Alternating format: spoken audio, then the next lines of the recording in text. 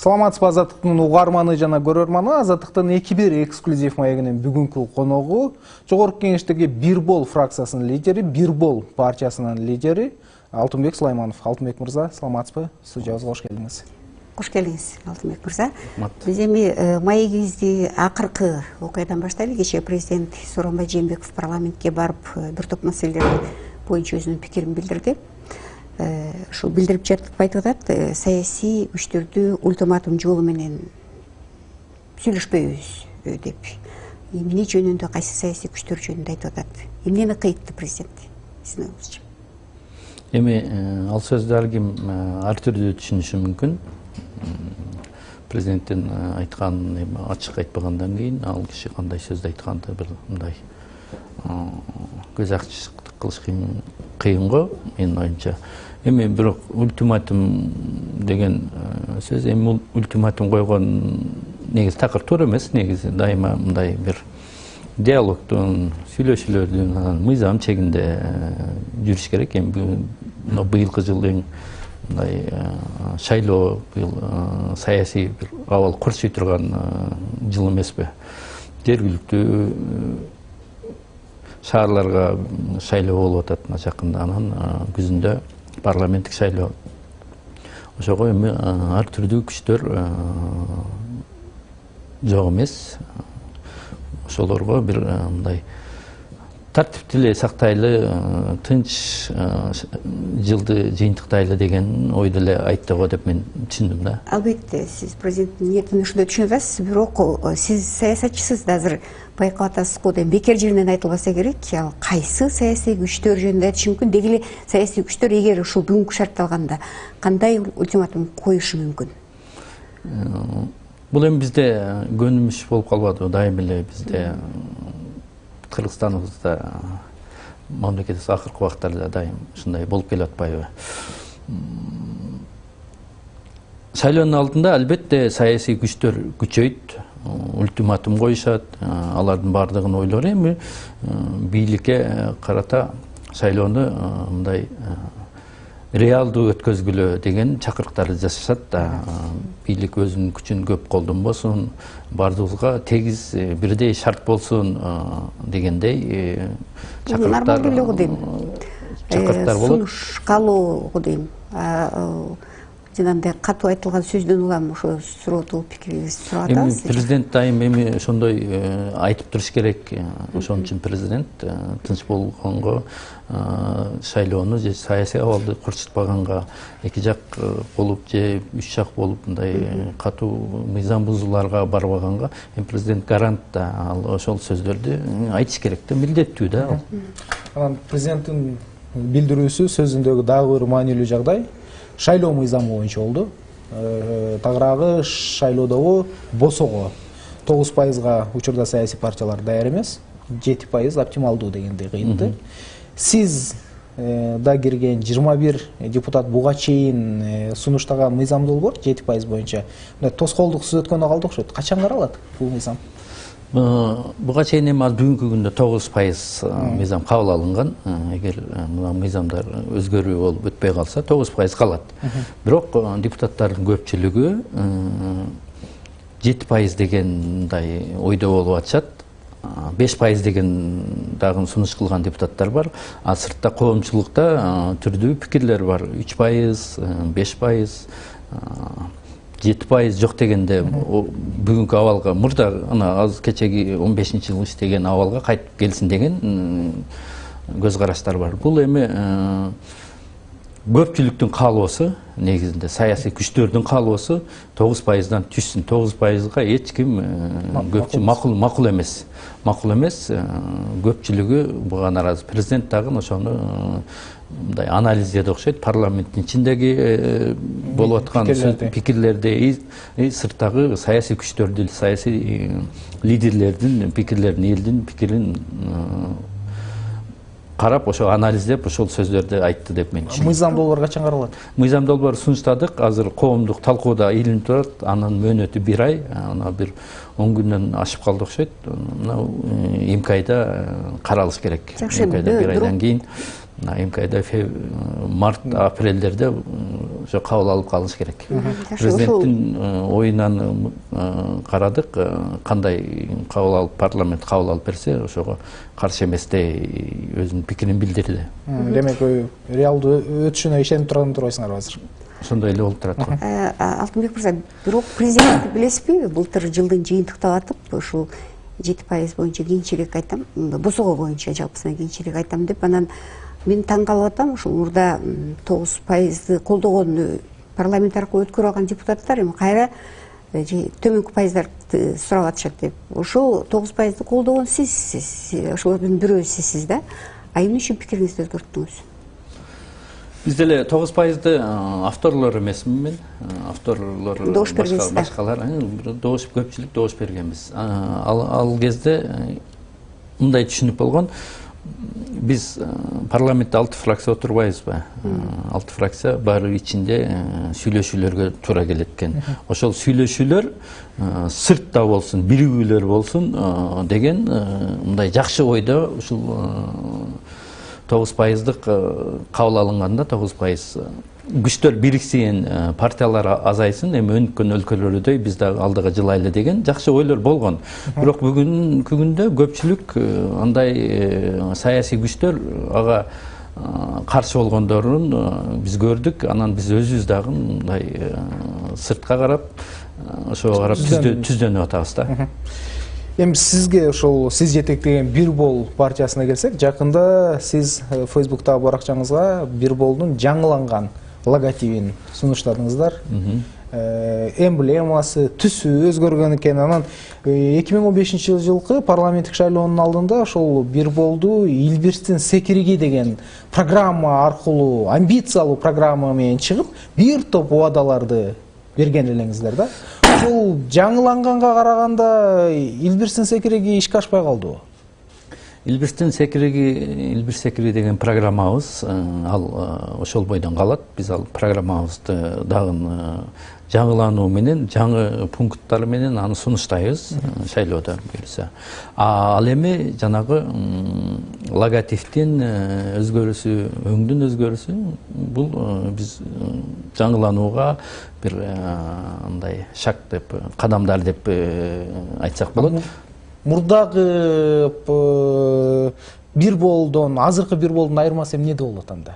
Логотип менен эле түстүн өзгөрүшүндөбү же өтө түбүнөн бир айырмаланган, өзгөргөн бир нерсе болобу? Өзгөргөн нерселер болот. Бул алдыда дагы түшүндүрүүлөр, алдыда биздин кадамдарыбыздан көрөсүздөр. Буюрса башкы өзгөрүш көп состав биринчиден өзгөрөт. Анан программабыздан көпчүлүк өзгөрөт. Багытыбыз дагы өзгөрөт. Бир топ эле бизде чоң замандан 5 жыл мурдагы менен бүгүн 5 жыл кийинкини салыштырып болбойт да. 5 жыл убакыттагы чоң убакыт. 5 жылда көп түшүнүктөр, көп нерселер өзгөрүп атат. Азыр бүгүнкү күндө бачым, тез, улам, убакыттын аябай тездүүлүгү, мындай тез чечимдерди кабыл алыш керек, ушундай багыт башка жакка кетиш керек деген түшүнүктө болот. Илбирстин секиригинде эмне ишке ашты? Негизги, мисалы, ишке аша алдыңыздарбы? Эми Илбирстин секиринде программабызда көп жакшы ойлор бар болчу. Көп жакшы ойлорду биз өкмөткө сунуштап турдук. Өкмөт андан көп жакшы нерселерди кабыл алышты, бирок аткарылбады. Негизинен мындай бүт алганыбызда биздин программабыз ишке ашыра алган жокпуз. Себеп дегенде бул жерде бир эле биз өзүбүз толук кандуу көпчүлүк болуп алып келе алган жокпуз. Өкмөттүн курамын биз өзүбүз аныктай алган жокпуз. Биз болгону коалицияга кошулуп мындай башында биз оппозицияда отурганбыз, аны жакшы билесиздер. Андан кийин коалицияга кошулдук. Коалицияга кошулганда дагы эми бир мындай позициябыз чечүүчү позицияда болгондуктан жалпы өкмөттө чоң өзгөрүү болгон жок да. Өкмөттө бүгүнкү өкмөт эч кандай бир чоң өзгөрүүлөргө бара алган жок. Жалпы эч кайсы партиялардын мындай амбициозный мындай программалары ишке ашкан жок десек деле туура болот. Ошон үчүн парламенттен мындай бүгүнкү күндө ишмердүүлүгүнө эл жакшы эмес баа берип аткан ушундай. Жакшы, бирок ушул кайсы анализ, неге биринчиден ушул анализ болдубу, программаны ишке ашыруу ашпай калыш себептерин аныктадыңарбы, кандай кемчиликтерди белгиледиңер? Анан сиз өкмөттү айтып атпайсызбы, демек ошондо өкмөт гана күнөөлүү болуп калып атабы? Кандай болуп калып атат дейсиз? Күнөөлүү болуп калып атабы? Өкмөттүн гана жоопкерчилиги. Сиздердин жоопкерчилик, мисалы убаданы берген сиздер болдуңуздар да. Бизди эл ишенип шайлаган. Элге жоопкерчиликтүү негизинен өкмөт эмес, биз болушубуз керек. Өкмөттү биз түптөдүк да. Ошон үчүн депутаттарга баа берип атат да эл. Өкмөттү биз түптөгөн өкмөт бир кандай десем, чоң бир чечимдерди кабыл алып, бир реформаларды, чоң өзгөрүүлөрдү өзгөртө алган жок да. Ошол келе аткан процесс менен акырын жылып бир кадам эптеп өлбө жан өлбө дегендей эле ушундай кадам болуп атат. Өкмөттүн иши негизинен ошондой чоң жылыштарды жарата алган жок да. Ошондо сиздердин ката эмнет экен деп чечтиңиздер, белгиледиңиздерби? Кемчиликтерди бир алдыга жылыш үчүн ушу каталарды доңдоо. Бүгүн биздин мамлекетибиз чоң өзгөрүүлөргө муктаж. 30 жылдан бери эмне үчүн жылбай атканыбызды бүгүн биз түшүндүк да. Себеп дегенде 5-6 президент, 6-чы президент эгемендүүлүк алгандан бери 5-чи президент, 30дан ашык премьер-министр алмашты, жүздөгөн министрлер, жүздөн 500дөй депутаттар алмашты. Бардыгы ою жаман эмес, мамлекетти алдыга жылдыра ошо кыргыздын кыздары. Бизге каршы иштеп аткан бүгүнкү биздин система, бүгүнкү ушул болуп аткан бүгүнкү биздин бюрократия, бүгүнкү болгон оокатыбызды биз чиновниктерди содержать этип эле отурган. Ушуну биз чоң реформаларга, чоң мындай чакан өкмөттү түзүп, чакан көпчүлүк услугаларды көп эмени биз менчикке берип, ГЧПны иштетишибиз керек бүгүнгү чейин жакшы деп. Ушундай нерселерге барбайын, биздин бүгүнкү мына система менен жылыш болбойт. Мына сиз айтып калдыңыз, абдан чоң убадаларды бергенбиз депчи. Жанагы кыскартуудан баштап бюджетти дефицитсиз, профициттүү бюджет түзөбүз, айлык акыны көтөрөбүз деген сыяктуу убадалар берилген экен да. Мисалы биз ошону эскерүү үчүн сиздердин партиядан депутат болгон Акылбек Жапаровдун бир убадасын көрүп алалычы.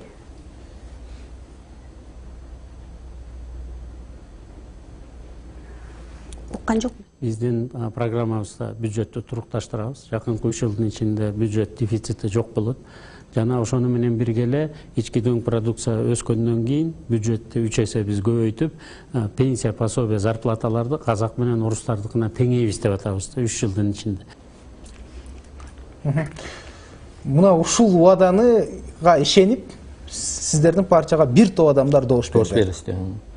Азыр ошол адамдардын алдына барганда сиз кандай жооп айтасыз? Эми бул жерде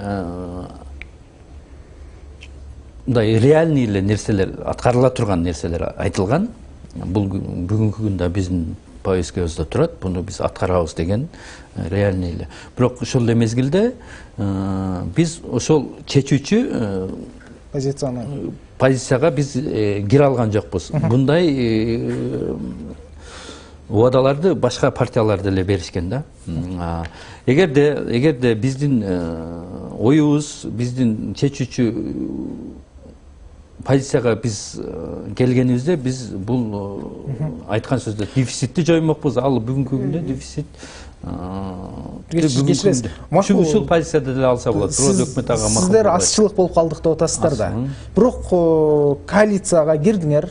Коалицияда айрым чечүүчү кызматтарды ээлеп отурасыздар. Мисалы, ошол өкмөттү сындап жатпайсызбы? Өлбө жаным өлбө деген өкмөт болуп калды депчи. Өкмөттү сындаган эле убакта өзүм деле сындап атам. Ошо өкмөттү түзгөн бизбиз деп. Мисалы, өкмөттү кураган бул министрлер да. Мисалы, акыркы эле ат башыдагы логистикалык борбор боюнча дагы жоопкерчиликти көп өкмөткө шылтап жатпайбызбы, түшүндүрүү иштерин кыла алган жок жана башка депчи.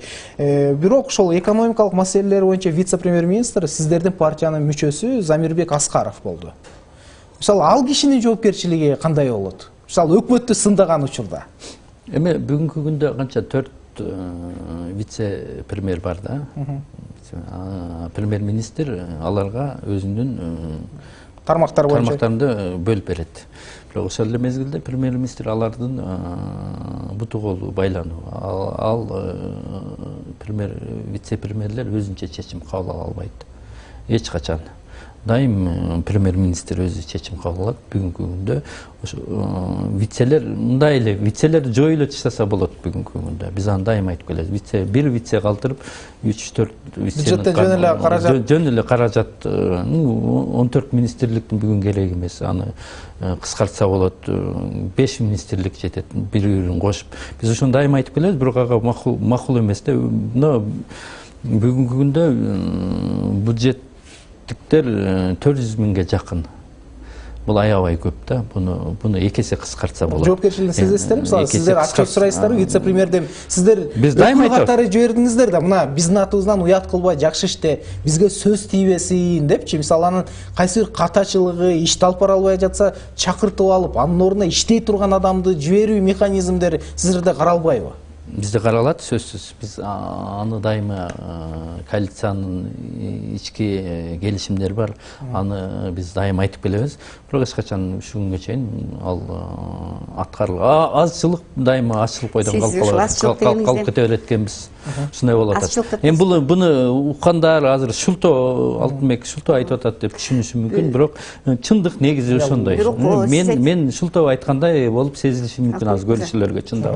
Сиз айтып атпайсызбы, ал сиз 2 жолу кайталадыңыз, ушундай чакан фракция деп. Демек парламентте коалициялык көпчүлүк бир күч болуп эсептелет да, туурабы? Ал жерде де бул фракция алсыз да, андай. Фракциянын алсыздыгын кадимкидей сезип турасыздар, көп принципиалдуу чечимдерди кабыл алган учурда. Өзүңүздөр макул болбой туруп деле макул болушка аргасыз болосуздар. Ошондой көрүнүштөр болуп калат, көп мезгилде болуп калат. Эске албай калат пикирлерин эске алынбайт. Кайсы анда ким күчтүү? Анда коалициялык көпчүлүктө саналуу фракциялар бар. Өкмөттүн жоопкерчилиги кимде? Өкмөттүн жоопкерчилиги мурдагы бүгүнкү күндөгү СДПК болуп киришкен да. Көпчүлүк ошолор түзүшүп атпайбы негизинен. Ошол бүгүнкү ал СДПК жок эмес да, ошол состав турат. Негизинен премьер-министрди сунуштаган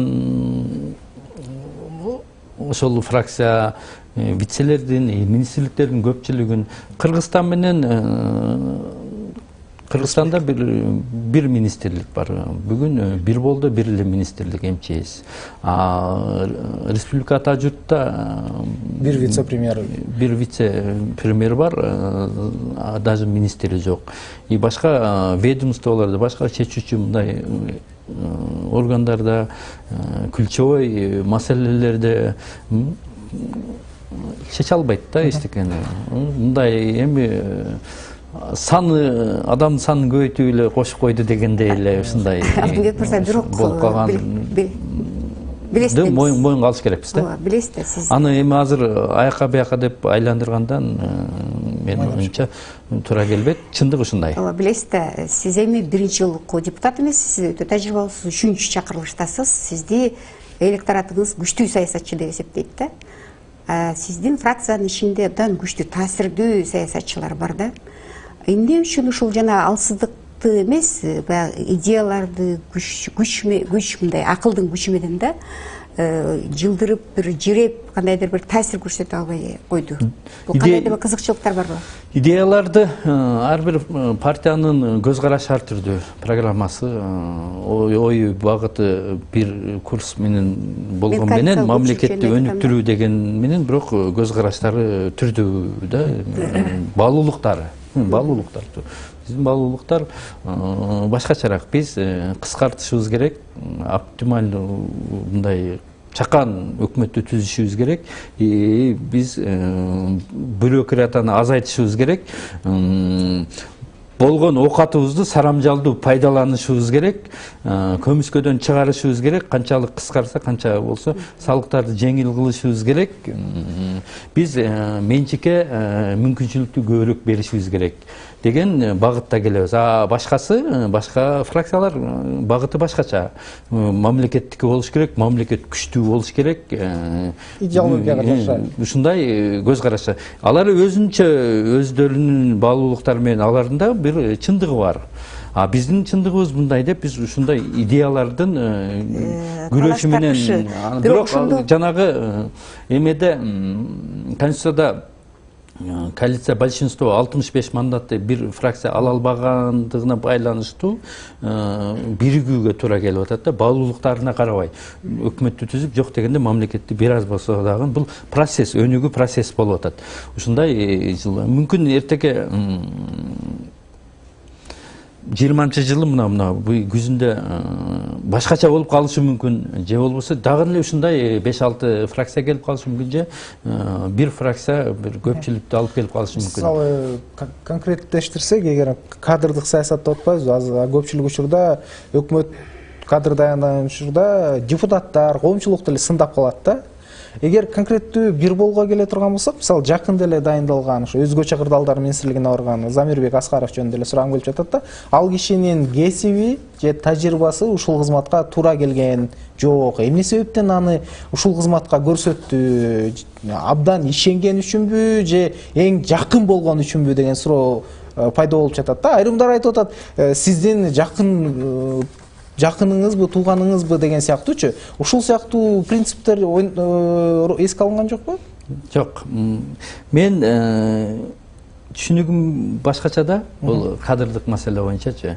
Азыр мурда кадрларды мындай государственник деген түшүнүк бар да. Мамлекетчил. Азыр түшүнүк, ал түшүнүктөн мындай менеджерлердин заманы болуп атат да. Азыр бир кесиптин ээси башка жактан өзүн көрсөтүшү мүмкүн да. Бул ачылбаган. Азыр көбүнчө бүт дүйнөдө ушундай болуп атат да. Бир депутаттыкты бир кесиптин ээси эмес да. Ал жерде врач болушу мүмкүн, мугалим болушу мүмкүн, энергетик болушу мүмкүн, же болбосо күч органы силовик болушу мүмкүн, же бизнесмен болушу мүмкүн. Бүгүнкү күндө дүйнөдөгү мисалы үчүн бир Пашинян, например, журналист деп канча сындашты. Бүгүнкү күндө Украинанын президенти Зеленскийди бир артист же башка деп маданият тармагынан деп бирок көрсөтүп атышпайбы? Мындай примерлерди толтуруп айтса болот да. Бүгүн азыр бир эмени кимди агрономду деп ветеринарды вице-премьер кылып койдуңар деп айтып атышы. Мүмкүн эртең ал жерден өзүн көрсөтүп коюшу мүмкүн. Бир мугалим деп мугалимдигин кылбай, эмне үчүн мугалим, эмне үчүн ал башка кызматтарда иштегенге болбойт, эгерде таланты бар болгон болсо. Бүгүн ушундай тандоо болуш керек да. Алтынбек мырза, ушул жерден бир сурагым келип атат да. Коалициялык көпчүлүк, сиз мамлекетчил деген сөздү колдонуп атпайсызбы? Коалициялык көпчүлүк өзү негизи ушу мамлекеттин тагдырын чечүүгө жооптуу. Туурабы? Жооптуу. Демек, жанагындай бөлүнүп азбыз, көппүз дебей, алар кайсы бир маселе, айрыкча кадр маселесине келгенде бирдик чечим кабыл алат го деп биз ойлойбуз, сыртта туруп биз билбейбиз. Бирок кеңешесиздер ушул маселе боюнча. Эмне үчүн анда сиз айтып аткан, сиз сындап аткан алсыз кадрга алдыга чыгып атат? Эмне үчүн менеджердик сапаты күчтүү кадрлар келбей жатат? Кадрдык бир топ көз карандысыз талдоочулар айтып атышпайбы? Андайлар толтура каалабайт азыр бийлик атка міндерді. Биринчиден тааныш билиштик бизде жок эмес. Ал аябай тамырлап кеткен. Тааныш билиштик. Анан партиялаш болуп дагы тамырлап атат. Ошо партиядан башка жактан көрбөйбүз да, чындап эле. Партиялык кызыкчылык, партиялык коррупция, командалык кызыкчылык десек болот да, бунучу. Себептери жанында жүрдү, чогуу жүрдү, ушундай эртеге алар менен мындай эсептешсең башка кишилер дагы сага келбеши мүмкүн, же барып качышы мүмкүн. Ушундай болуп атат. Анан бул дагы бир фактор. Андан кийин кадровый мындай голод деп бизде жакшы акылдуу жигиттерибиз, билимдүү жигиттерибиз келишпейт себептегенде айлыктары аз мамлекеттик. Анан кийин көпчүлүгү кетип калышкан, частный бизнеске кетишти. Көпчүлүгү анан кийин ал жерде эч кандай бир бааланбай калышы мүмкүн, бир болбогон бир кемчилдиктер менен же бир колунда иштеген менен чабылып кетиши мүмкүн. Несправедливый, адилетсиздик көп орноп аткан мезгилдерде көпчүлүгү мамлекеттик кызматтардан азыр качып калышты да. Сиз айтып жатпайсыз ошо мамлекетчил эмес, жанагы партиянын ичинде партиялык кызыкчылык, кыска кызыкчылык, жакын тааныш билиштик алдыга чыгып кетип атат депчи. Демек, бул дайым ушундай болуп келген. Ушундай учурда жанагы сиз айтып аткан чыныгы менеджерлер көлөкөдө калып жатат да, ошону эле мойнунга алып жатабыз да. Бүгүнкү күндөгү кырдаал ушуну көрсөтүп атат.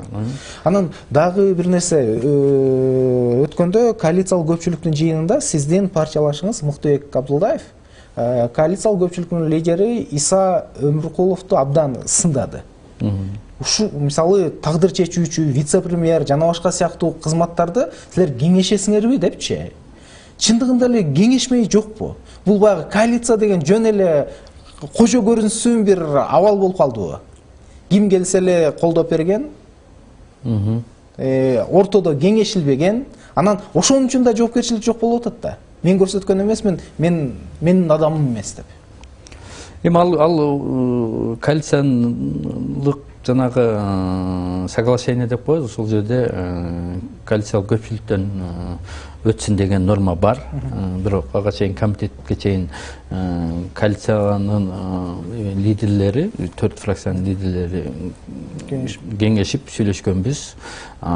Комитетке чукул өкмөт алып келип калган үчүн, комитет ошол күнгө түш келип калган үчүн ошентип чыкты. Бирок комитеттен кийин коалициялык палатага алып чыгаардан мурда коалициялык көпчүлүк менен кеңешип, анан алып чыктык. Ал комитетке чейин же кийин болгондо бул жерде эч кандай мыйзам бузулган жок. Бирок ошол Муктубек Сүбөчтүн айтканынан кийин коалициялык көпчүлүк карадык. Бирок ошол карай турган убактысы комитеттин алдынан же артынан бул бир мыйзам бузуучулук эмес. Бул жерде бир чоң дегеле жок. Сиз жана өзүңүз да башында айттыңыз, ушу парламентке сын көп болуп атат деп, эми парламент депутаттары көп эле мойнуна алып атышат муну. Өкүндө Кенжебек Бокоев, сиздин кесиптешиңиз, ал дагы айтып атат да, парламент такыр эле алыс болуп калды, терең кризиске кетти деп.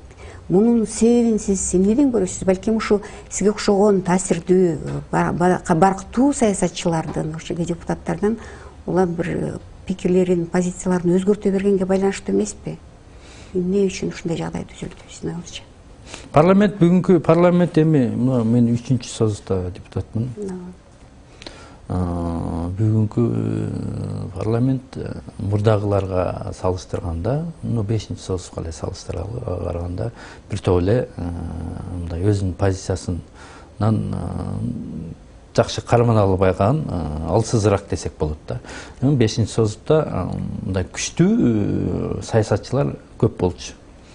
5-чү созутта күчтүү ар бир фракцияда тажрыйбасы мол мындай күчтүү саясатчылар көбүрөөк болчу. Мына парламентте андай саясатчылардын катары азыраак.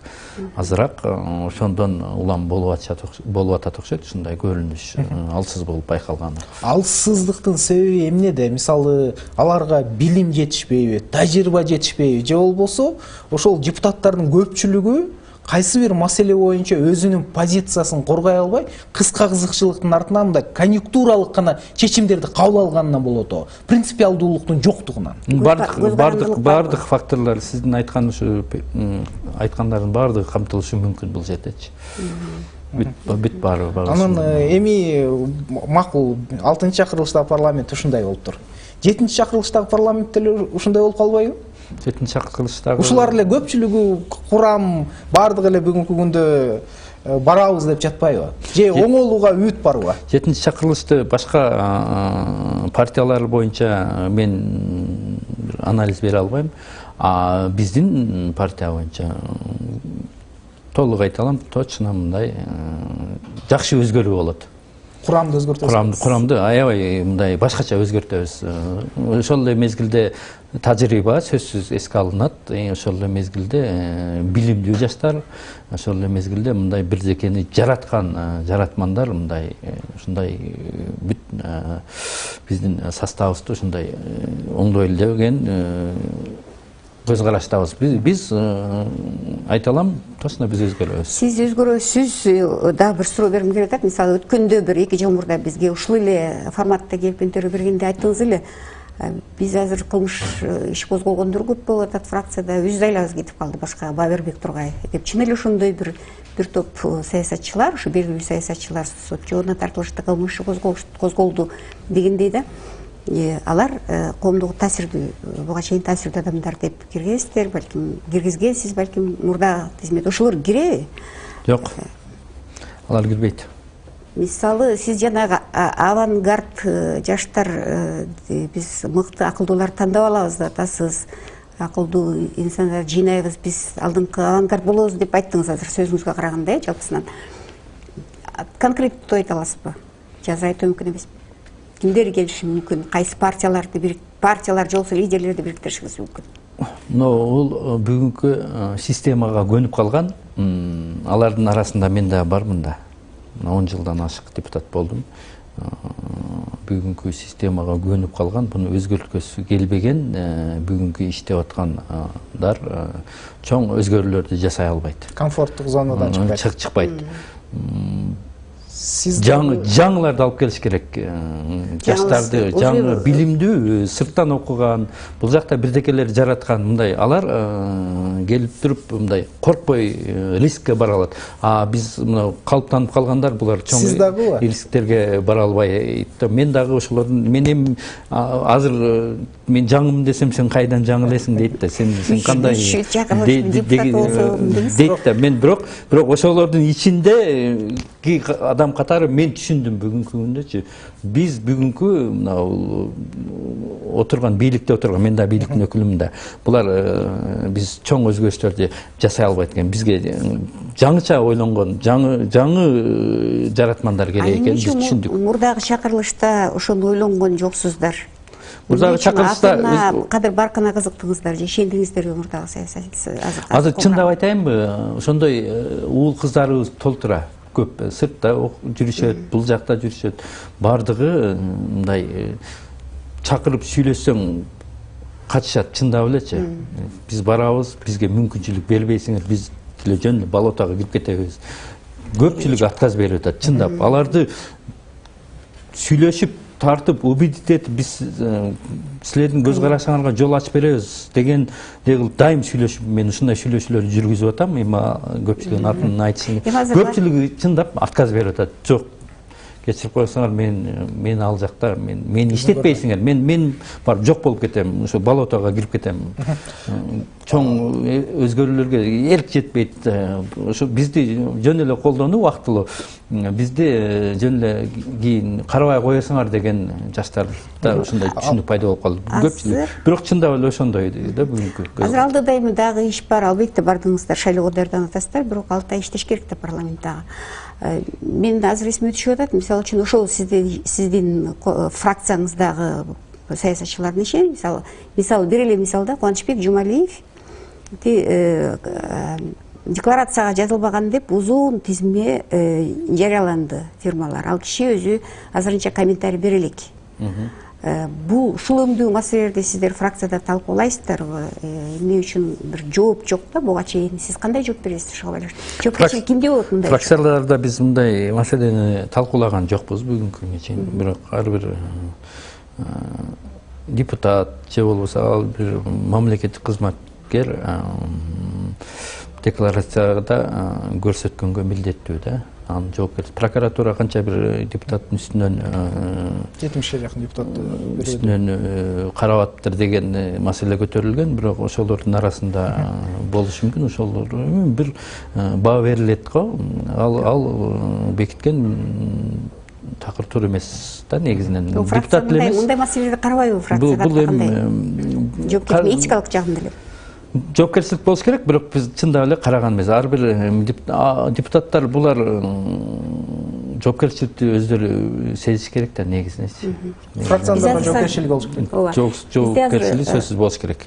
Биз азыр социалдык тармактарда көрүп атышат, көрөрмандарыбыз суроо да берип атышат. Азыр бир суроо берген экен, биз азыр экранга чыгарса, мындай суроо берет. Аширбек Жаныков, Жогорку Кеңеш түзгөн өкмөт эмне үчүн Казакстан менен болгон мамилеси канааттандырарлык эмес?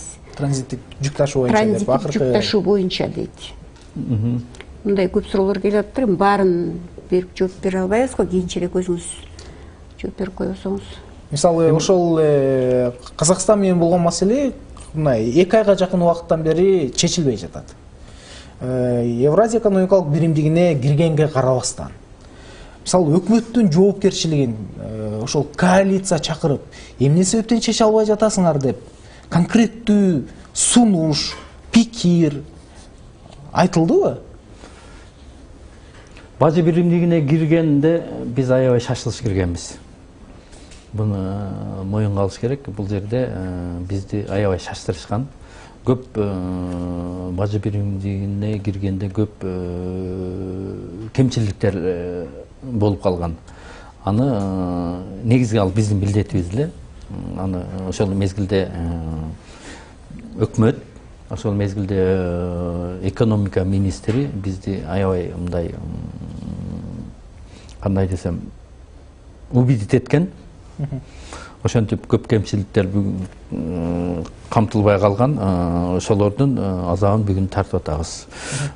Бул биринчиден. Экинчиден, анан бул проблема Кыргызстан менен Казакстандын эле ортосунда эмес, мындай көйгөй башка өлкөлөр менен да, Белоруссия менен Россиянын алар биринчи түзүшкөн, аларда дагы чоң проблемалар бар. Биз билбеген, биз көрбөгөн. Казакстан менен Россиянын ортосунда, Армения менен бул дайым талашты жаратып келатат. Ушул дагы таможный союздун түптөлүшү адилетсиздик болуп атат да. Мисалы, ошого карап, анан кошуна өлкө менен биз дайым достук мамиледе жакшы болуубуз керек, бирок факты көрсөтүп атат, биз утулуп атабыз да дайыма Казакстан менен. Бул жерде дагы Кытайдан кирген товар бизге көбүрөөк кирип, аларга азыраак кирип калган, же бизге азыраак кирип, аларга көбүрөөк кирген ушулдай мезгилдерде булар ошо граница жабышып, канча фуралар канча айлап туруп калды го баягы жылдары, 17-жылдары. Ошондой дайыма казак өзүнүн эмесин, казак мамлекети бизге эмесин көрсөтүп атат да. Бул дайым талашты, дайым бул дискуссияны, дайым сүйлөшүүлөрдү талап кылат да. Бул ал болуп атат, бирок көпчүлүк мезгилде биз утулуп калганыбыз бул факт да. Ишке ашмак тургай, бул иш стабилдүү иштебей тургай, азыр керек болсо ушул уюмга интеграция болуп баягыдай эле бүтө элек деп атышат да. Сиз мисалы кандай сунуштарды айтат элеңиз? Бир 2-3 сунушуңуз барбы? Кантип жөнгө салыш керек же чыгыш керекпи? Эми чыкканга чыгыш керек деген, башка сунуштарыңыз барбы? Чыккан деген чыгыш керек деген эми бул эми туура эмес болуп калышы мүмкүн. Чыкканга жол жок, бирок ушул кандай жаманды дагы пайдаланса болот да. Азыр биз бир жакшы жактары көп. Бизге чоң рынок ачылып атат. 180 миллион населениянын чоң бир эшик жабылса, бир чоң дарбаза ачылды да. Мүмкүнчүлүгүбүз бар да, бул жака көп нерселерди биз реализация кылсак болот да. Биз производствону өнүктүрүп пайдалансак болот. Биз ошол багытта иш жүргүзөбүз. Биздин экспортубуз бүгүнкү күндө азайып, биз импортозависимый өлкөгө айланып баратабыз. Бизге тескерисинче Казакстандын, Белоруссиянын, Россиянын товарларын пайдаланып атабыз да. Биз көбүрөөк, бизге көп биз чыгарганды биз ошол багытта өкмөт өзүнүн программаларын, стратегиясын ошол жакка жүзүп. Биз киргенде товар көп кирип, таможнядан көп түшсө, салыктан ошол товар обороттон түшкөнгө биз кубанып атабыз. Биз тескерисинче мүмкүн болушунча товарды чыгарып, азыраак киргизүүгө, өндүрүүгө аракет кылып, өкмөттүн, мамлекеттин багыты негизи ошондой болуш керек да, ошондо өнүгүү болот. Биз андайга бара албай атабыз да, тескерисинче. Бажы деп калдык. Ушул бажыдагы коррупцияга байланыштуу маселелер көптөн бери талкууланып атат. Акыркы 1 жылда бул эң ири саясий маселеге айланып калды. Мына ушул бажыдагы коррупцияга байланыштуу Азаттыктын иликтөөсүндө башкы каарман болгон уйгур тектүү ишкер Айеркен Сайматинин иши боюнча Улуттук коопсуздук мамлекеттик комитетине бир нече жолу сурак бердиңиз. Биз билгенден 2 жолу. Бир нече эмес, 2 жолу. 2 жолу, Ал киши менен кандай байланышта элеңиз? Эмнеден улам сизди суракка чакырып атышат? Bunun başlalışı Azаттыктын иликтөөсү чыкканда Саймайтинин өлүмүнөн кийин жанагы фейктер дейбизби, ушулар бүт эмеде аябай эме кылып чыкты да. Социалдык тармактарда байланыштырып чыкты да, социалдык тармактарда. Ошол жерде анан мен чыгып алып менен айттым. Мен тааныйм. Мен аны тааныйм. Оштон жүргөн мезгилден бери тааныйм. Кыргызстанда эмес, жалпы Кыргызстан, Ош областында көп адам тааныйт. Саймайтини көп киши тааныйт. Алардын эч кимиси айта алган жок, баардыгы тааныбайм деп чыгышты да. Байланышы барлар баардыгы. Мен просто жөн эле мындай жөн эле бир жерден бир илешип сурак берүүсүздөн коркуштуу башкы депутаттар таанышабы? Көп эле депутаттар. Көпчүлүгү билет. Оштуктардын көпчүлүгү. Чоң кызматтагылар. Ал ошондой бизнесте жүргөн, мындай иштеп жүргөн ушундай жигит болчу. Бизнес байланышыңыз бар беле мындай? Бизнес мен мынау 10 жылдан ашык депутат болуп жүрөм го. Эми депутаттардын көпчүлүгү башка бирөө жүргүзөт да, өткөрүп бересиңер да мыйзамдын түрүндө. Мен жакындарыңыздын бизнесинин байланышы бар беле анда? Жакын инилерим алар менен иштечү, жанагы Кытайдан товар ташып илгери. Илгери эмес, эми бир 5-10 жыл мурда.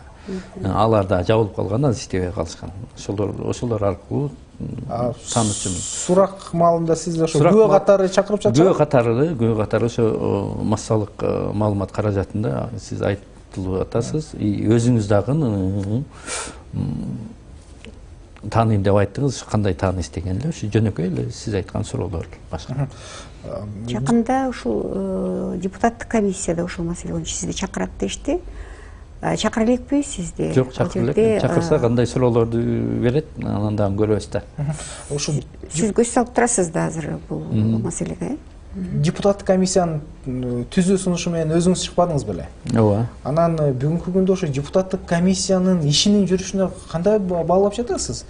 Эми объективдүү бир жыйынтыкка келели деген ниет байкалып атабы же мамлекеттик органдардын маалыматтары ар түрдүүчө чыгып атпайбы?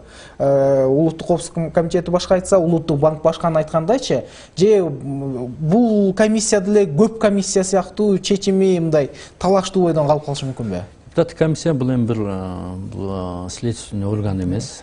Бул ошол күч органдарынын маалыматына таянат же башка бир маалыматтарга, бир цифраларга, бир эмелерге таянып маалымат чогултуп туруп, саясий бир чечимди айтат да, бир ал депутаттык комиссиядагы бул мындай чоң нерсени жарата албайт да. Бул болгону алар азыр эми депутаттык комиссия күч органы, ошо полицияны, ГКМны чакырып, МВДны баардыгынан маалымат чогултуп, ошону гана азыр алып атышат. Бирок баягы сунуш берүүчү болгону менен таасири жок деп айтканга болбойт да комиссиянын негизи. Анан азыр эми баардык тараптар келип пикирин айтса болот деп атышат да. Балким сизди чакырбай деле калышы мүмкүн. Чакырбаган күндө да сиз өзүңүздүн демилгеңиз менен барып өз чындыгыңызды айта аласызбы? Чакырат. Чакырат деп айтылды. Бирок жалпысынан мына ушул бажыдагы коррупцияга байланыштуу башка маселелер коомчулукта абдан чоң реакцияны жаратпадыбы? Бишкекте митингдер өттү. Ушул маселеден уламчы, бийликтин реакциясы сизди кандактандырып жатабы? Укук коргоо органдарынын маселен. Ушул коррупциялык схемаларга байланыштуу.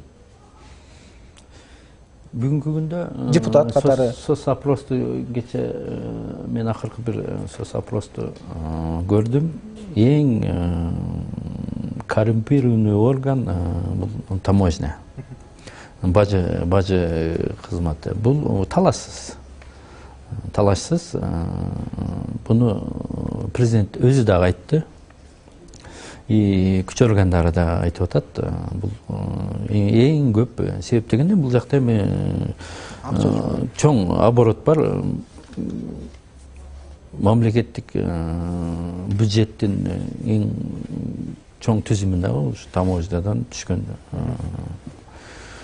акча түзөт да. Ошон үчүн көп акча оборот болот. Бул жерде чоң коррупция бар деген бул талашсыз. Бул буга чейин да болуп келаткан, бүгүнкү күндө дагы бул бар. Бирок муну жөнгө салган өлкөлөр жок эмес. Өнүккөн өлкөлөр жөнгө салып атат. Бул жанагы кирген Ростомошканы жанагы цифровизация бүгүнкү биз аракет кылып атканыбыз адамдын эмесин ишин азайтып жанагы бүт рентген жана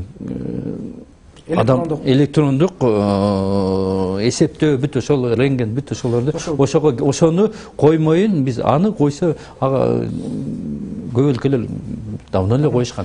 Биздикилер биз кое албай келебиз себеп дегенде көп кызыкчылыктар бар болушу мүмкүн. Ошон үчүн бул жөнгө келбейт ушул шактарга барбасак. Бийликтин Грузия биринчи ушундан баштаган. Саакашвилинин кадамдары биринчи таможнянын ордуна. Армения дагы ошону жасап атат. Ачыктык деп атасыздар бул жерде. Бирок ошол бардыгына бирдей шарт түзүлүш керек. Бул жерде монополия болуп калган, гигант чоң компаниялар ташышат, алар жеңичинен таможнянын кызматкерлери менен сүйлөшүлөт. Башка сиз экөөбүз барсак, биз ал ишти кыла албайбыз. Жөнөкөй адамдар жасай албайт. Радикалдык чечимдерди чыгарганга кудуреттүүбү бийлик, өкмөт дейли? Эгер андайга бара албай турган болсо, кудуреттүү эмес, милдеттүү негизичи. Милдеттүү аны жасаш керек. Аны жасай албай келишет ушу күнгө чейин. Эмне кызыкчылык бар? Мисалы, ошол айрым адамдардын бийликке жакын болгону деги эле да, укук коргоо органдары эмне себептен ушу кечиктирип жатат? Акты караны кара. Бул таасир эмеспи? Ошол сиз айтып аткан монополдоштуруп алган тараптар. Чоң обороттор бар, миллиардтаган бу жерде обороттор бар. Сөзсүз таасир. Басым болушу. Басым, сөзсүз таасир. Жана сиз айтып калбадыңызбы? Команданы жаңылайын деп чечтим. Мурдагылар менен бир нерсени өзгөртүү кыйын экен депчи. Бирок элдин жоопкерчилиги, мамлекеттин жоопкерчилиги, өткөн убакыт деген бар да. Мисалы, бүгүн дүйнө күн сайын өзгөрүп атат. 5 жыл эмес, бир жумада аткарылчу жумуштар бар да. Ушу өткөн 5 жыл үчүн жоопкерчилик кимде анда? Мисалы, сиз айтып атпайсызбы? Буга чейинки адамдардан өзгөрүүгө барбаганын мен көрдүм депчи. 30 жыл, 29 жыл болду эгемендүүлүк алганыбызга. 29 жылдан СССР таркаганда кийин көз алдыбызда Кытай өнүктү. Кыска убакытта. 30 жылда алдыңкы бир чоң держава, гигант болуп айланды туурабы. Эмираттарды, Саудия, ушулар 20-30 жылда көз алдыбызда. Көз алдыбызда өнүгүп атат Вьетнам, эң кедей өлкөлөрдүн катарында эле Монголия, Европа, Англиялар, Американы кое туралы. Көз алдыбызда турган Прибалтика менен чогуу эле биз бөлүнгөнбүз. Алар өздөрүнчө кетип өнүгүп кетишти. Андан кийинки Грузия, Армения, азыр мына Украина бир алдыга кадамдарды коюп атат да. Булар азыр мен кайталаган өлкөлөр бардыгы ошол башкаруу системасын өзгөртө алышты да. Биз дагы ошол башкаруу системасын өзгөртпөйүн, биз мына эски система менен биз ошо менен эле жашай беребиз, ошо менен өнүгөбүз деген түшүнүк. Бул такыр туура эмес, мен дайыма айтып келатам. Бул биз элибизди өзүбүздүн мамлекеттин күчү менен социалдык муктаждыгын чече албайбыз. Бизде ресурсубуз жок дегенди биз айтып келебиз. Буну дагы деле түшүнө албай атабыз да, талаш көп. Башкаруу системасын кандай өзгөртүш керек? Мисалы, президенттикке өтүш керекпи, референдум өткөрүш керекпи, же парламентаризмди чыңдаш керекпи? Парламентаризмди чыңдаш керекпиз. Мамлекеттик көп мамлекеттин кийлигүүчүсү болгон услугалардын баардыгын менчикке беришибиз керек. Мамлекет эч кандай бир ишкерлик менен алек болбош керек. Мамлекет жалаң гана жеңил салыктарды жыйнап, ошо салыктын эсебинен коопсуздукту камсыз кылыш керек. Анан социалдык муктаждыгы бар адамдардын муктаждыгын чечиш керек. Башка чоң нерселерди бизнес так ниет болбой жатпайбы көпчүлүк учурда? Бизнеске эмне? Бизнеске эң бул биринчиден мыйзамдын аткарылышы, адилеттүү аткарылышы, анан бизнестин коопсуздугун коргоо, анан салыктын жеңил бир 2-3 нерселер ушулар мындай адилеттүү каралса, элдин баардыгы ишкерлик менен алек болмок. Мамлекет менен президент ким болуп атат, депутаттар ким болуп атат, саясатташмабыз, иши деле жок. Кандай башкаруу болбосун, бизге оокатыбызды, бизге тамагыбызды өзүбүз таап жегенге бизге тоскоолдук болбогула. Бизге ушул маселе боюнча суроо түшүп атат. Москвадан жазган экен, мынакей Москвадан сурап жатабыз. Алтынбек мырзага дейт: негизи бажы тармагында коррупцияны кандай жол менен түп тамыры менен жойгонго мүмкүнчүлүк бар? Эмнеге президентибиз өзү билип турса да ошол маселени чечкенге алы жетпей жатабы? Же болбосо өзү да колун булгап алганбы? Деген суроо экен. Кандай жооп бересиз? Бул жерде негизинен бажыдагы иштин жүрүшү президенттин эмес, бул премьер-министрдин иши да. Премьер-министр бул жерде ишти жүргүзүш керек, сүйлөшүүлөр жүргүзүш керек. Минэконом ошол эле биздин Москвада отурган өкүлдөрүбүз, өзүнүн тарапташтары. Сиз кандай деп ойлойсуз? Президент азыр бардык башкаруу зыйнылары алсыз болгон үчүн президент демилгени колго алды деп атышат.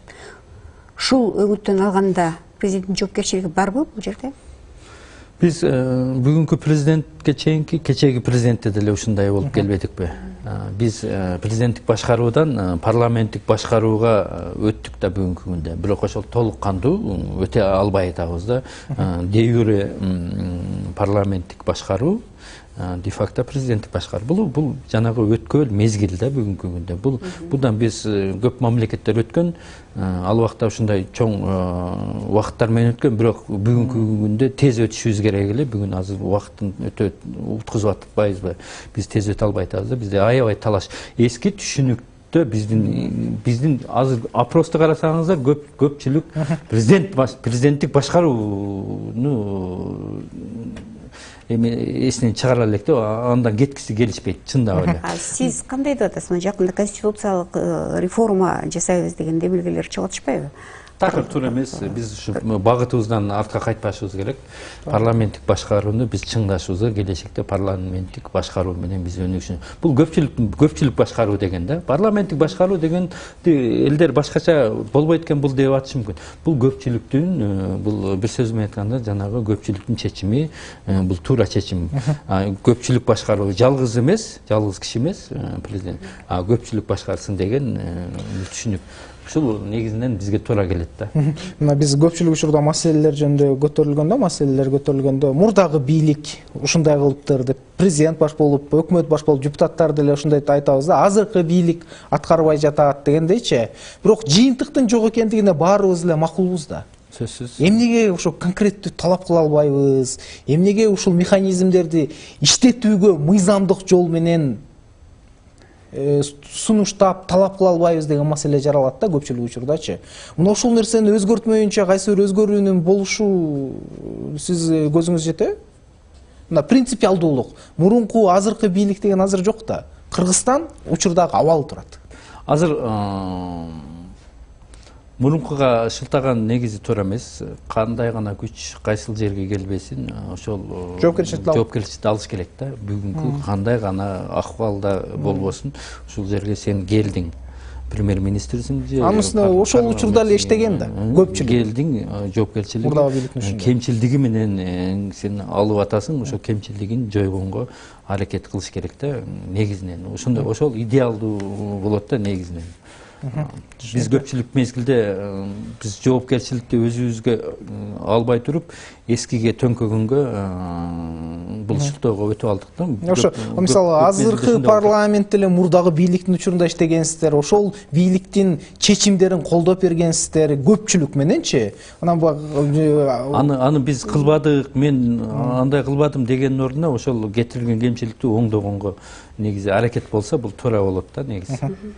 Биз убактыбыз деле аяктап баратат, бирок ошентсе да бизде да бир аз суроолорубуз бар, 2-3 сурообуз. Жанагы азыркы ошо кылмыштуу топтордун мүчөлөрүнүн айланасында бир топ талкуулар жүрүп атат акыркы Ошто болгон окуядан кийин, анан кайрылуулардан кийин бир топ. Анан алар ошол көпчүлүгү спорт клубтардын мүчөлөрү деп атышат. Спорт клубтардын аркасында саясатчылар турат деп айтып атышат. Эгер ошол чын болсо анда бийлик менен кылмыштуу топ мындай жорулушуп кеткен дегенге негиз болобу? Криминал. Эми спорт клубтардын баардыгы криминал эмес деп айтат элем. Спорт клубтардын баардыгы көпчүлүгү спортсмендер, ал ошол Кыргыздын биздин балдарыбыз. Биздин аларды көпчүлүк мезгилде качан алар күч болуп, керек мезгилде алардын баардыгын топтоп, аларга күчүнө таянып, аларды ээрчитип алып жүргөндө жакшы. Керек эместе аларды криминалга түрткөн бул жакшы эмес да. Бул эле ушул саясатчылардын жасап аткан иши. Ошол эле спортсмендерди пайдаланышып, жанында ээрчитип, аяка буяка жумшатып, эки жака жөнөтүп, өздөрү өстүрүп, каржылап, чоңойтуп, ал спортсмендер өзү эле өсүп калган жок да, аларга каржылашып атат, бир выездерге, поездкаларга чыгарып атат, ушундай кылып жакшы бир чемпиондорду чыгарышып, пайдаланышат да жакшы аттарын. Аны менен гордость этип, анын флагты, Кыргыздын флагын четте көтөрүп, ушинтип жүргөн мезгилдерде алар жакшы. Анан бир убактарга келгенде алар баардыгы криминал болуп калган, менин оюмча. Албетте. Спорт жакшы. Денис Сак улут, Денис Сак адам дегенчи, бирок ошонун мамлекеттик башкарууга аралашып кеткендиги, жанагындай ыплас иштерге аралашып кеткендиги жаман болуп атпайбы? Мына саясатчылардын мамилеси жөнүндө кеп болуп атат да. Бул жерде ошо күчкө эмес, акылга ишенген команданы топтогонго эмне мындай тоскоолдук бар да? Эми ал саясатка спортсмендер аралашып атабы? Мисалы күч менен шайлоонун учурунда аралашат деп жатышпайбы? Аны саясатчылар пайдаланып атат десек туура болот да.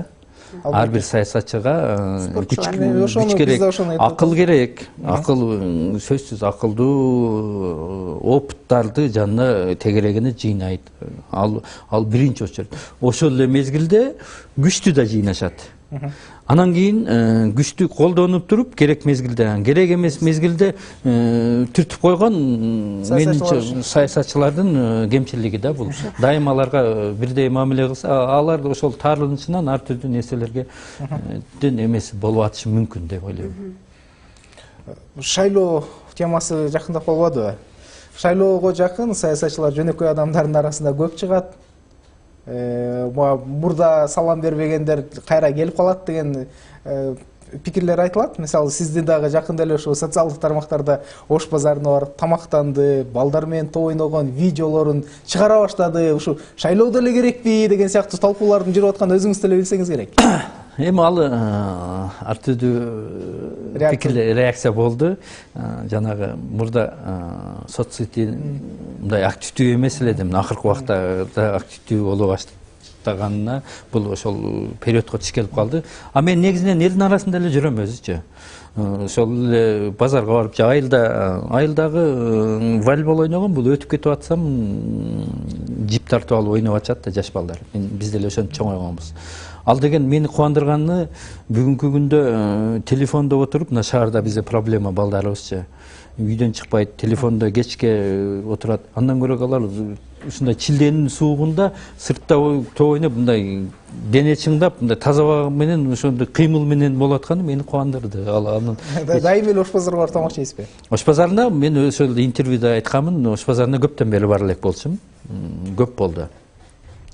Бирок именно Ош базарга көптөн бери, бирок базарларга, Дордойго барып жүргөн мезгилдерим бар, башка жактарга барып. Бул эми пиар эмес. Бул мен Ош базарга барып, мындай бааларды, анан жалпы мындай аралап чыгып, мындай кылайын деп эмеден чыкканмын өзү. Прямой эфирден. Ошол мезгилде жаза башташты. Манты саткан жерге бар деп бир топ жазышты да. Этке кирдип, анан эт саткан жака кирдим, андан кийин манты. Көрсө манты саткан жер аябай санитардык нормалар сакталбаган жер экен да, негизи чындап элечи. Остановканын артында чаң, жолдун эле боюнда аябай норма. Эми ал жерде жыргаганынан манты сатып отурган жок деги эжелерибиз. Ошол жерден бир аз оокат кылып үй бүлөсүн багып атат. Жумушсуздуктун, башка бүгүнкү күндө кыйынчылыктын, бирок ошолорго дагы аларга кызыктырбайт ал санитардык норма. Ал өзүнүн күнүмдүк оокатын кылып атат. Мындай болуш керек да. Анан ошол жерге раз баргандан кийин, анан кийин мен барып көрүшүм керек да. Көргөндөн анан кийин манты мен жешим керек да, ошо өзүм элим жеп аткан жерден. Андан мен коркпой, мен жиркенбей, эме кылбай, мен ошондой эле бир эмеде чоңойгон баламын да. Мен бир торт жеп, колбаса жеп, эме жеп, колбаса сыр жеп чоңойгон бала эмесмин кичинекейимде. Бирок ошол нормалар, бирок өзгөрүш келечекте бир жакшы шарттар түзүлүш керек да. Мен ошону көрүп, ошону көргөзүм келген. Ар ким ар түрдүү өзүнүн деңгээлине жараша эме кылыша берет, айта беришет. Алтынбек мырза, биз эми чыянтан бери сиз менен кызуу суроолорду берип атабыз, жооп алып атабыз. Мунун баардыгы ушул берген суроолор деле сизге саясатчы катары жоопкерчилик мойнундагы адамдардын бири катары берип атабыз. Бул Кыргызстандын келечеги. Кыргызстандын өнүгүшү азыр эми алдыда чоң мара турат. Ушул марага бараткан сиздердин айланаңыздагы саясий элита деп коебузбу, же саясатчылар деп коебузбу, же талапкерлер дейбизби, айтор ушулордун баардыгы Кыргызстандын жоопкерчилигин, келечегин өнүктүрөм, өстүрөм деп бир жоопкерчиликти, милдетти алган үчүн баратат деп сиз ишенесизби? Же жеке эле кызыкчылык ушул мандатты эптеп кайтара алып, дагы 1 жыл, 5 жыл отурушум керек деген кызыкчылык болуп атабы? Кандай баалайсыз? Сиз эми анализ жасап атсаңыз керек. Чынында жоопкерчиликти сезген, алдыга бир салымым кошоюн деген кандидаттар, инсандарыбыз, саясатчыларыбыз жок эмес. Бар. Аз да эмес, көп эле бар. Жеке кызыкчылыгын койгондор дагы жок эмес. Алар дагы көп. Аралаш да. Бизде эгерде жанагы мыйзам бизнести, ишкерликти адилеттүү карап, ошол эле мезгилде коргосо, көпчүлүгү жеке кызыкчылыгы менен саясатка келмеген эмес да. Мен көп айтам да, ошол бизде адилеттүүлүк система өнүккөн өлкөлөрдө бизнестеги ишкерлер саясаттан качышат. Алар кызыкпайт. Биздеги бизнесте жүргөндөр саясатка барып, өздөрүн коргогонго аракет кылгандар менин оюмча жок эмес, көп да. Анан бизнесин байытуу же ошол бар бизнесин лобби жасаган дагы күчтөр жок эмес. Алар жок десем дагы туура эмес болуп калат. Ушундай күчтөр сөзсүз айткан бардык күчтөр бар. Мамлекет үчүн, мекеним үчүн кызмат кылып бир жакшылык кылайын дегендер дагы жок эмес да. Сиз жана маегибиздин башында айтып калбадыңызбы? Фракциянын таасири аз болгондуктан жогорку кеңеште бир топ маселелер чечилбей калды депчи. Мына ошондой маселелерди чече албай калган саясатчылар сиз эле эмес. Саясаттан кеткенди да билиш керекпи? эгер бир жолу аткара албай калгандан кийин улам эле баягы саясатка көчөрүп эле жабыша бербечи. Мисалы да, бул сизге эле тиешелүү эмес, башка саясий күчтөргө дагы тиешелүү болушу мүмкүн. Себеби депутат болуп төрөлүү же депутат болуу деген бул эми тагдыр эмес да. Бул тилекке каршы көпчүлүгү саясаттан өз каалоосу менен кеткиси келбейт. Андай өз каалоосу менен эгер кемчилиги меткен андайлар саналуу эле. Аң сезим келиш керек бирок ошондой. Бирок бул саясаттан четтетүү, бул саясат өзү четтетип атат. Эл ар кандай гана саясатчылар бүгүн четтеп калып атышат. Кандай гана 20-30 жылдык тарыхы бар партиялар бүгүн четтеп атат, например. Ичара талашуу болбосун же башка болбосун, бул түрдүү факторлор менен ар бир созуктан кийинки созувка 30%-тен ашпаган депутаттар эски келет, андан аша элек калганы 70%, 60% жаңылануу болуп атат да. Бирок ошол эле мезгилде жанагы жеке кызыкчылар же бир эскиче түшүнүктөр менен көбүрөөк келип, жаңыча мындай түшүнүктөр менен, жаңы ой жүгүртүүлөр менен келе турган балдарыбыз, алар башкача ойлонот экенде, алар келгиси келбейт экен, көпчүлүгү качып атышат. Жакшы, биз маегиз жыйынтыкталып атат, акыркы сурообуз болсун ушул. Сиз эми материалдык жактан жардам эмеспиз, бир топ бай деп билебизбиз. Жакында ушу $350,000 авто Мерседес заказ берди деп жазып жиберишти. Мен сурайын деп атканым, байлыктарыңыздын бардыгы декларация катталганбы?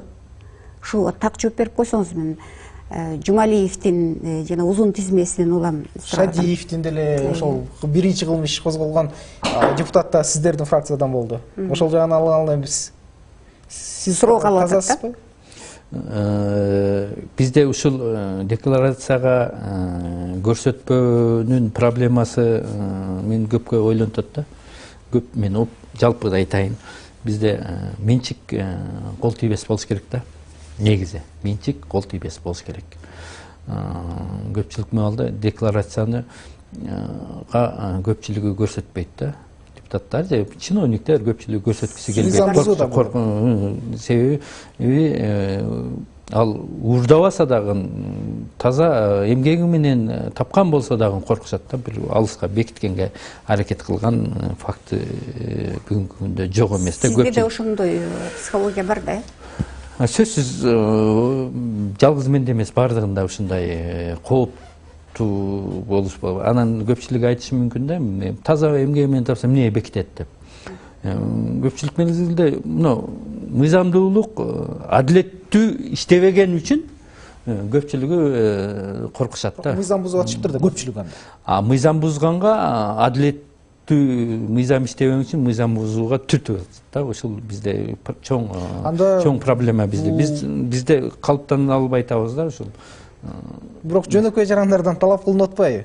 Мисалы, салык төлөсө салыгын көрсөт, төлөө деп мажбурлашат. Анан ушундай болуп калды деп эле. Мыйзамдарыбыз жөнөкөйлөргө, алсыздарга, байкуштарга гана иштеп, күчтүүлөргө, билеги күчтүүлөргө иштебеген мезгилдер көп да.